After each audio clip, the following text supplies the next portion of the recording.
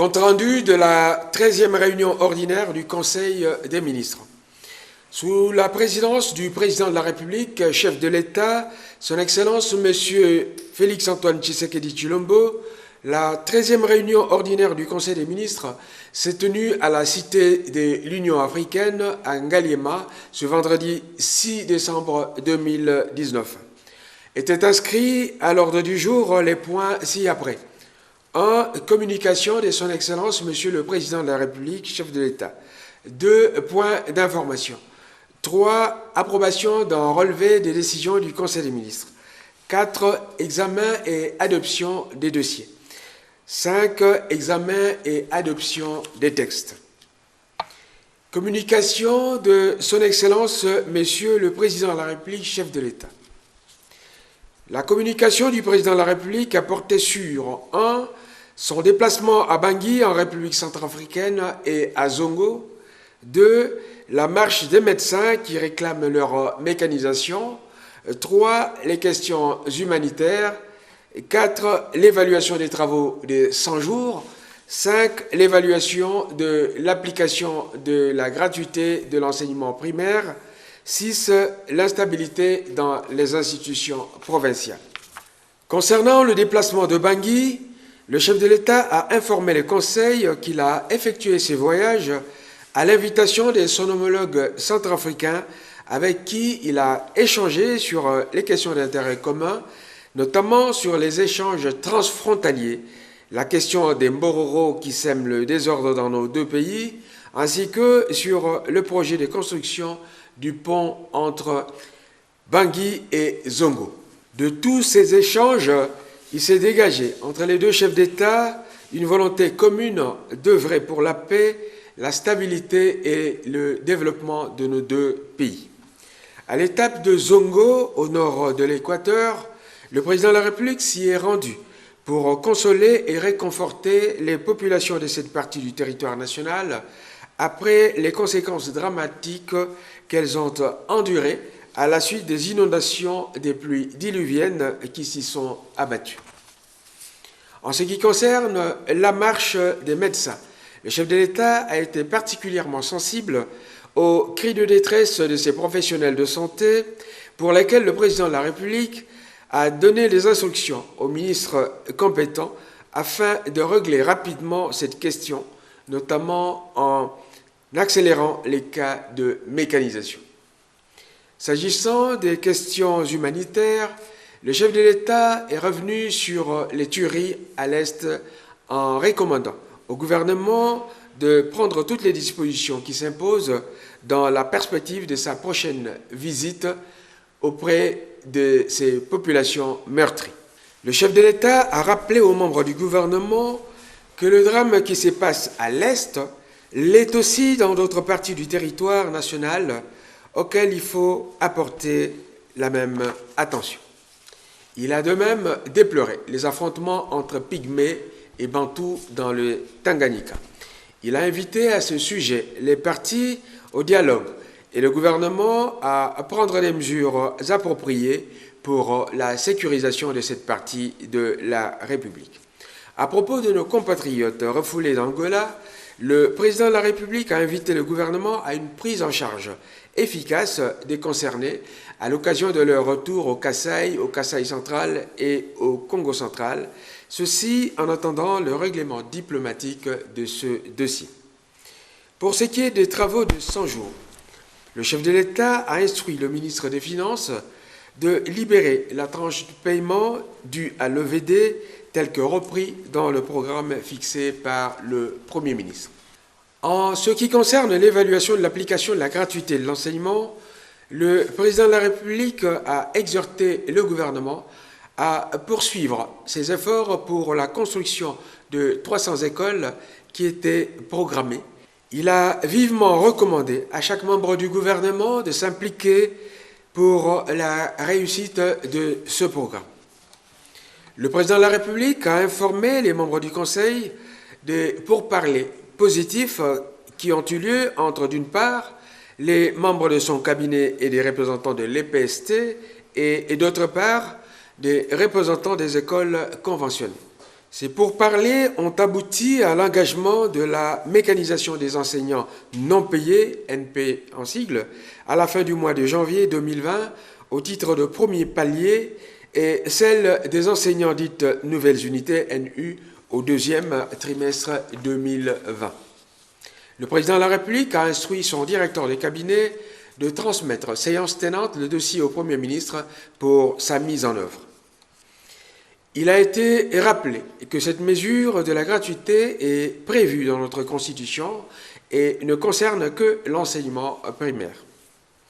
S'agissant de la situation de l'instabilité dans nos institutions provinciales, le président de la République a demandé au gouvernement de se saisir sans délai de cette situation en instituant une commission qui doit se réunir autour du Premier ministre à l'effet de faire des propositions au Conseil des ministres pour ramener la paix dans nos provinces.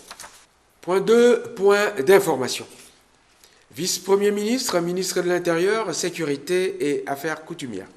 Il en ressort une situation générale caractérisée par un calme relatif sur l'ensemble du territoire, hormis les cas de Beni et Butembo.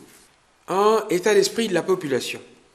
L'état d'esprit de la population est focalisé sur le déroulement des opérations de traque contre les groupes armés par les FARDC. Néanmoins, il y a des inquiétudes suite à la flambée des prix des denrées de première nécessité. 2. Fonctionnement des institutions provinciales. Les désordres relevés çà et là dans les assemblées provinciales à travers les discussions portant sur des motions de censure contre les gouverneurs des provinces se poursuivent. C'est le cas de Sankourou.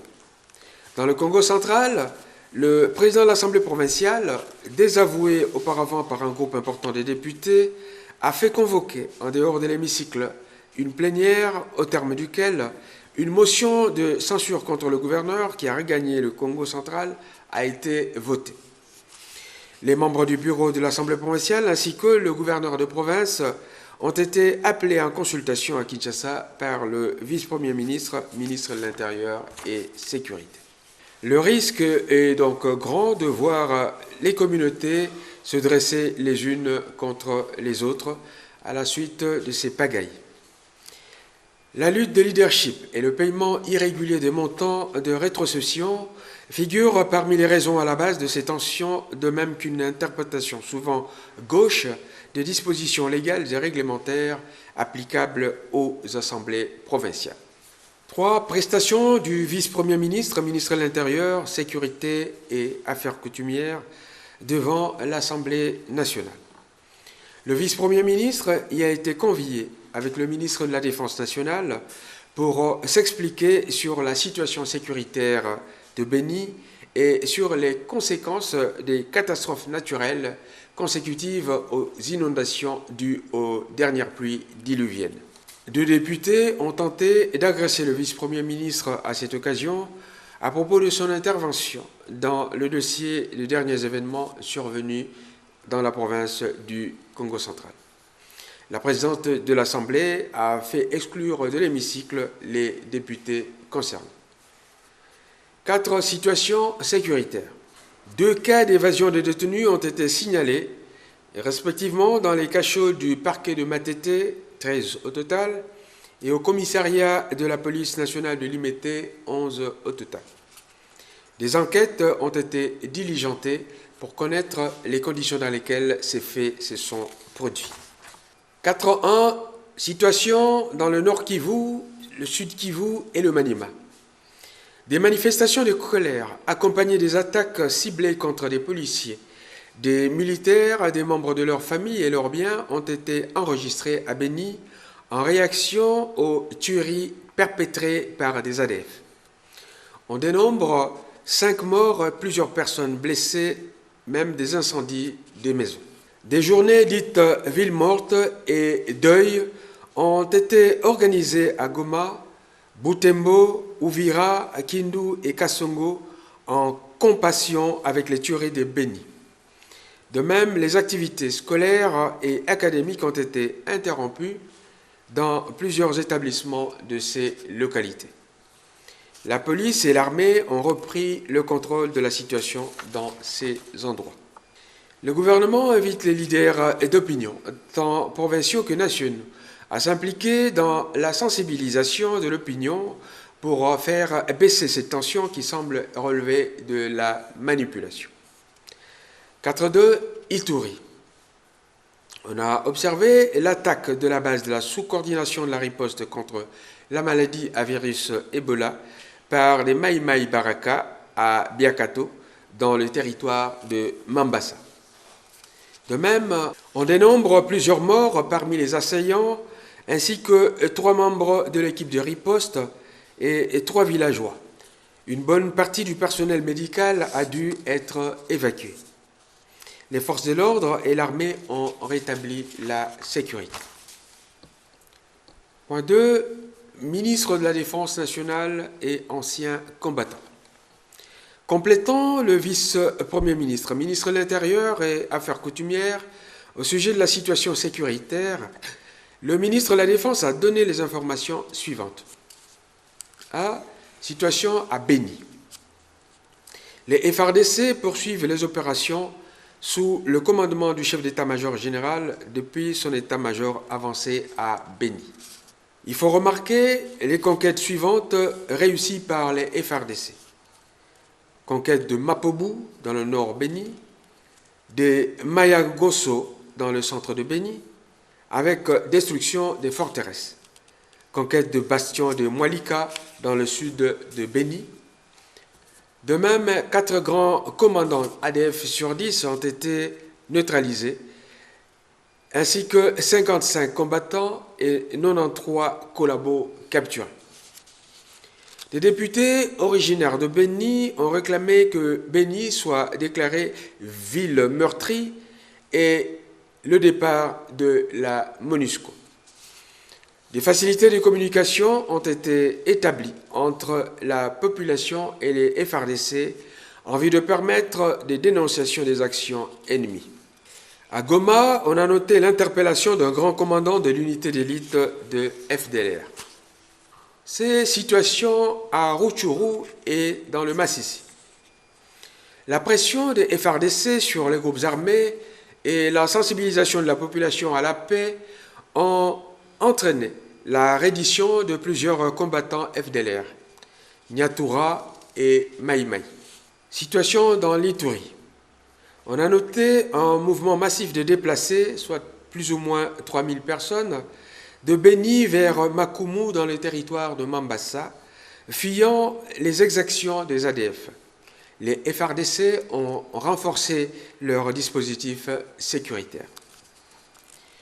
Il faut observer également que le caucus des députés du Sud Kivu et de l'Ituri ont manifesté leur soutien aux FARDC et leur disponibilité à sensibiliser la population. Ministre des classes moyennes, petites et moyennes entreprises et artisanat. Il s'agit d'un projet d'organisation de la cérémonie de remise de prix du mérite entrepreneurial dénommé Challenge Entreprise. Dans le but de promouvoir réellement la culture de l'entrepreneuriat dans notre pays, le ministre a sollicité l'institution d'un prix du mérite entrepreneurial dénommé Challenge Entreprise. Les prix à décerner couvriront notamment les mérites ci-après. Initiative entrepreneuriale, entrepreneuriat féminin, meilleure politique REC, jeunes entrepreneurs, courage et risque entrepreneurial, l'institution qui se serait distinguée dans l'accompagnement des PME. Ce projet a été adopté. 3. Examen et approbation d'un relevé des décisions du Conseil des ministres. Le relevé des décisions prises lors de la 12e réunion ordinaire du Conseil des ministres du vendredi 29 novembre 2019 a été adopté. Point 4. Examen et adoption des dossiers. Il s'agit ici du dossier concernant le ministre d'État, ministre de la Coopération internationale, intégration régionale et francophonie. Le dossier concerne l'organisation du forum de Goma sur l'intégration. L'objectif poursuivi est de faire participer les populations de cette partie de la RDC à travers les principales parties prenantes sur l'option à lever concernant cette intégration. Les termes de référence du dit forum devraient être les suivants. A. L'analyse des tissus économiques de provinces frontalières. B. L'analyse des marchés de chaque province et les volumes de demande des provinces de la RDC. C. L'examen des critères d'adhésion selon le traité et les textes de l'EAC. D. Les potentialités ou les opportunités d'adhésion à l'EAC. E. Les retombées de l'adhésion de la RDC à l'EAC sur l'activisme des groupes armés, notamment FDLR et ADF, le trafic et le commerce illicite de ressources naturelles de la RDC, la sécurisation de la partie est de la RDC. De même que la problématique des réfugiés et le commerce transfrontalier vis-à-vis des programmes du COMESA en cours. Après examen, le Conseil a adopté le principe de l'organisation de ce forum. Point 4.2. Ministre de la Jeunesse et Initiation à la nouvelle citoyenneté. Le ministre de la Jeunesse et Initiation à la nouvelle citoyenneté a sollicité du Conseil des ministres l'accélération de la mise en place des structures du Fonds spécial pour la promotion, entrepreneuriat et l'emploi des jeunes, institué par le décret numéro 18/035 du 19 novembre 2018.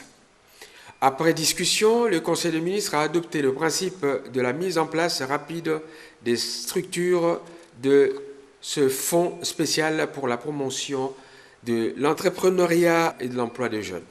3. Ministère près le Président de la République. Le projet concerne la célébration institutionnelle de l'an 1 de l'alternance démocratique à la date du 24 janvier 2020. À l'approche de l'anniversaire de l'an 1 de l'alternance pacifique démocratique dans notre pays, le ministre près le Président de la République a proposé au Conseil des ministres le projet d'institutionnalisation de cette journée historique afin de la pérenniser. Plusieurs propositions ont été formulées à ce sujet. Après débats et délibérations, le Conseil des ministres l'a adopté moyennant amendement. Point 5. Examen et adoption des textes. Le premier texte concerne le ministre de la Santé. Le ministre de la Santé a présenté au Conseil des ministres un projet de décret portant création, organisation et fonctionnement d'un établissement public dénommé l'Agence congolaise de réglementation pharmaceutique, en sigle ACOREP. L'ACOREP a pour principale mission de contribuer à l'accès universel de la population congolaise à l'offre des services de santé en veillant à la mise sur le marché des produits médicaux de qualité et efficaces. Elle a également pour mission de protéger la santé publique par la mise en place d'une réglementation adéquate et d'un système de contrôle des produits pharmaceutiques et médicaux. Après examen, le Conseil des ministres a adopté ce projet. Point B. Ministre du Développement rural. Le ministre du Développement rural a présenté au Conseil des ministres deux textes, à savoir 1. Un projet de loi portant harmonisation de l'acte uniforme de l'OHADA sur les sociétés coopératives. 2. Un projet de décret portant désignation de l'autorité administrative chargée de l'immatriculation des coopératives en République démocratique du Congo. Après débats et délibérations, le Conseil des ministres a adopté ces deux textes. C'est ministre de l'Industrie.